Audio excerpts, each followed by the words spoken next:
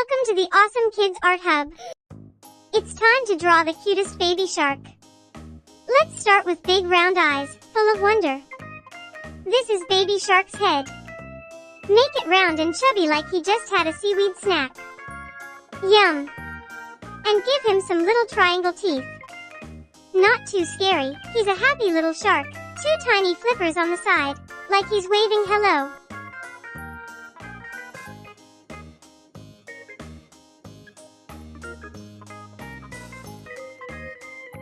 And a fin on top.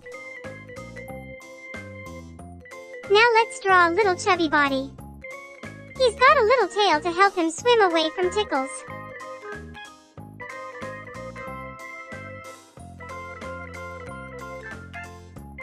Now let's color him bright yellow, the sunniest shark in the 7 seas.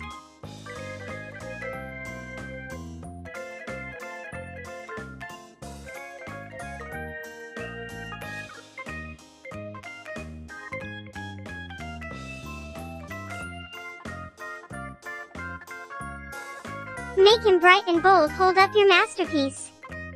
That's one fantastic baby shark. Thanks for watching. Like and subscribe for more.